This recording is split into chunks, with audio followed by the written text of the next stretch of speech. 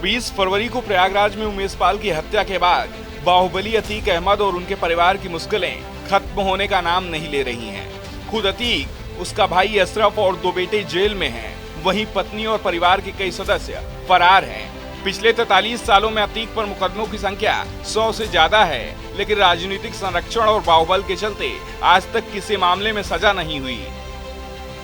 कभी गवाहों को डरा धमकाकर तो कभी ठिकाने लगवाकर उसने प्रयागराज और आसपास के जिलों में अपने अपराध की धमक और डर कायम रखा।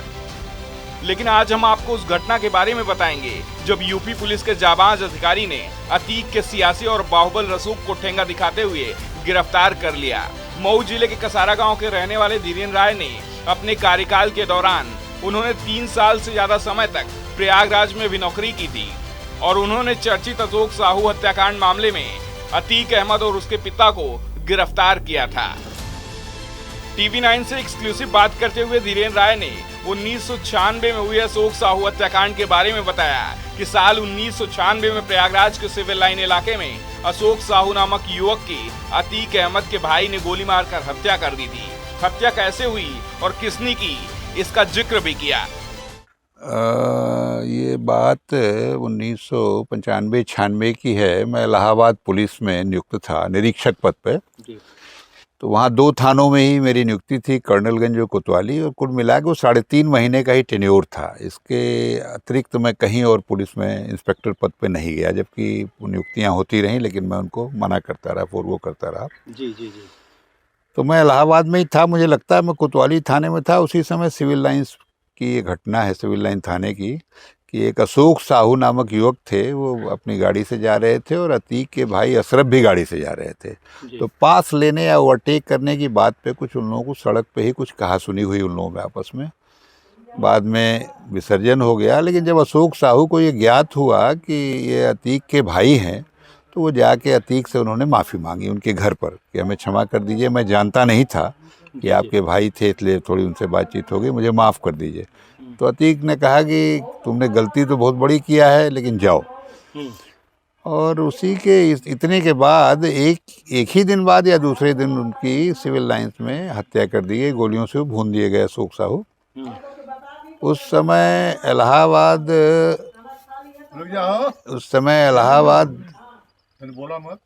इलाहाबाद जनपद के SSP श्री रजनीकांत मिश्र जी थे और SP सिटी श्री अभय कुमार प्रसाद थे, और मुझे लगता है रूरल SP श्री लालजी शुक्ला थे।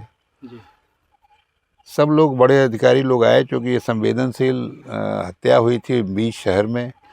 तो वहाँ जाते ही ये बात पता लग गई कि ये उन्होंने ही, माने अशरफ ने ही ये कांड किया है, हत्याकांड किया है।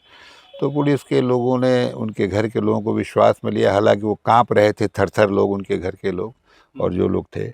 तो पुलिस के विश्वास पे उन्होंने फिर प्रथम सूचना दर्ज कराई, जिसमें अशरफ को नामित कर दिया, नामजद कर दिया मैंने। और पुलिस अपना कार्य शुरू कर दी मैंने। जब पुलिस ने फॉलोअप किया उस इन्वेस्टिगेशन का, तो उसके बाद तुरंत ही वो इन्वेस्टिगेशन CBCID को ट्रांसफर की। धीरेन्द्र राय ने बातचीत के दौरान एक घटना का जिक्र किया। जब मैं इस केस की जांच कर रहा था, तो एक बार अतीक अहमद की तरफ से हमारे घर पर एक फोन आया और कहा, मैं आपका शुभचिंतक हूँ और अतीक अहमद के बारे में मैं आपको कुछ बताना चाहता हूँ। उस समय रात के करीब 1:30 बज रहे थे। लोगों द्वारा जिस दुकान से हमारा सामान आता था, उस दुकान पर जाकर भी मेरे बेटे के बारे में पूछा गया था। मुझे मालूम हो गया था कि इन लोगों के द्वारा यह कार्य किया जा रहा है। पुलिस के अधिकारी भी इनसे मिले रहते थे। तो चलिए साहब, वो पूछ लिया। एक दिन रात में 1:30 बजे हमारे यहाँ भी लैंडलाइन फ़ोन था, तो रात में फ़ोन आया। मैं घर में सोया था, तो कहा कि मैंने उठाया फ़ोन 1:30 बजे। तो उसने कहा कि मैं आपका शुभचिंतक हूँ और अतीक अहमद के बारे में कुछ बात करना चाहता हूँ। तो मैं तो तुरंत समझ गया कि इस समय कौन शुभचिंतक 1:30 बजे रात में मुझसे बात करेगा अतीक अहमद के बारे में। तो मैं थोड़ा उससे नाराज़ भी हुआ। हमने कहा, वास्तव में शुभचिंतक हो, तुम चले आओ, और रात में 1:30 बजे फ़ोन करने की क्या बात है। और फिर मैंने जो मैं कह सकता था उसको सुनाया। फिर बताया कि मैं गुस्से में हो गया थोड़ा, कि मैं इस ट्रेन से जाता हूँ इलाहाबाद, अगले डिब्बे में बैठता हूँ, वहाँ उतरता हूँ, अपने अतीक को बता देना, जो उसको करना वो कर लेगा, तुम शुभचिंतक हो, तुम नहीं मिल।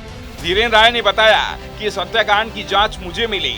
इस मामले में मैंने अतीक अहमद और उसके पिता को गिरफ्तार किया था और दोनों लोग जेल गए थे। बाद में मेरा तबादला CBI में हो गया। अब मैंने कहा मैं इसका पता लगाऊंगा कि वो हैं कहाँ हमारे अतीक अहमद, जब जहाँ कहूँगा वहाँ इन लोगों को भेज दीजिएगा। इतना पर्याप्त है फोर्स, जो 5 ऑफिसर्स होंगे तो उनके साथ 1-2 आदमी होंगे तो 10-12 आदमी अतीक को पकड़ने के लिए बहुत हैं, पूरा फोर्स इकट्ठा करने की ज़रूरत नहीं है। तो इससे वो सहमत हुए, चूँकि मेरे मैंने अच्छे अफसर थे, बहुत प्रोफेशनल थे वो, तो उन्होंने भी कहा नहीं एकदम सही है। यही बात हुई।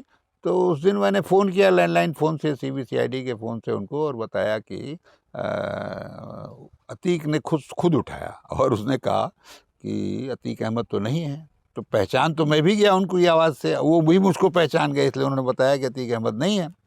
तो वो तो कहीं गए हुए हैं, 2-3 दिन बाद उनसे मुलाकात हो सकती है। मीनवाइल वो तफ्तीश हमसे ट्रांसफ़र कर दी गई, फिर हेडक्वार्टर से आया कि ये तफ्तीश बदल दी जाए। तो एक इंस्पेक्टर साहब थे पुराने, पांडे जी, BV पांडे साहब, तो वो अच्छे थे, सबका सुपरविजन वगैरह करते थे। तो हम लोगों ने कहा कि इन्हीं को दिया जाए, तो ताकि इन्वेस्टिगेशन उसी मोड में चलेगी। तो BV पांडे साहब मिल गया। मैंने कहा सर एक बार आप मिला के फ़ोन बात करो, हम लोग सीनियर थे, ज़रा देखो। तो उन्होंने मिलाया फ़ोन, तो तुरंत अतीक ने उठा लिया। कहा, उन्होंने बताया कि राय साहब से तफ्तीश बदल गई है, अब ये इन्वेस्टिगेशन हम करेंगे, तो आपसे हम मिलना चाहते हैं। तो बोले कि भाई 1-2 दिन रुक के आप जो है, जुमा का है कुछ, या कुछ इस तरह बताया उन्होंने, होटल में हम बता देंगे, वहाँ आ जाएगी, बात हो जाएगी। तब ये कंफर्म हो गया कि मतलब लैंडलाइन फ़ोन उनके चकिया ऑफिस में लगाया, मतलब अतीक वहीं मौजूद हैं। फिर हमने तुरंत, मैं अपनी वही जीप थी अपना, उससे हम लोग 2-3 लोग चल दिए, साथ में 1-2 CBCID के इंस्पेक्टर लोग थे। हमने फिर जाके वहाँ से हाई कोर्ट के पास से SSP साहब को फ़ोन किया कि साहब हम यहाँ पहुँच गए हैं, सबको भेज दीजिए। तो ये सब लोग उन्होंने डायरेक्ट किया, SP सिटी और SP RA सब लोग वहाँ भेज दिए गए। तो SP साहब आए तो पूछा उन्होंने हमसे कहाँ चलना है बताइए। तो मैंने बताया कि सर, उन्होंने अपनी गाड़ी बैठा लिया, दोनों अफसर वो लोग बैठ गए हमारे। तो मैंने कहा चलिए वहीं चलना है जहाँ आप समझ रहे हैं। मैंने कहा अतीक कोई कहना चलिए। तो हम लोग चले गए। तो हम लोग वहाँ पहुँचे तो एक हमको लगता है CRP की कोई जिप्सी खड़ी थी, और शायद वो IG रैंक के अफसर थे जो वहाँ बैठे हुए थे। शीशे का उनका केबिन था, तो दूर से ही मैंने देख लिया बाहर से ही कि अतीक बैठे हुए हैं, कोई वर्दी वाला आदमी बैठा हुआ। तो अफसर लोग तो रुके, मैं अंदर केबिन में घुस गया। तो मैंने कहा कि भाई आपको मैंने गिरफ्तार किया, उठिए, मेरा नाम धीरेन्द्र राय है। तो खड़े हो गए वो, फिर मान तुरंत वो IG साहब तो माने इस तरह बेचारे जो पुलिस के अफसर थे ऐसे भागे कि पता ही नहीं लगा। हमने कहा आप जाएँ, असहज हो गए, स्वाभाविक सी बात थी। मैंने कहा उनको पकड़ा, ले आके गाड़ी में बैठाया और तुरंत सिविल लाइन थाने ले आए। मैंने बताते चले कि धीरेन्द्र राय ने बताया, अतीक मंत्रियों और खाकी खादी सभी के संरक्षण में पला बढ़ा है। अब योगी सरकार में माफियाओं के ऊपर बुलडोजर की कार्रवाई हो रही है, लेकिन इसके पहले माफियाओं पर कुर्की की कार्रवाई होती थी। पहले पुलिस कार्रवाई कर संपत्ति को क्षतिग्रस्त कर अपने कब्जे में ले लेती थी, लेकिन अब बुलडोजर का खौफ जनता में चल रहा है।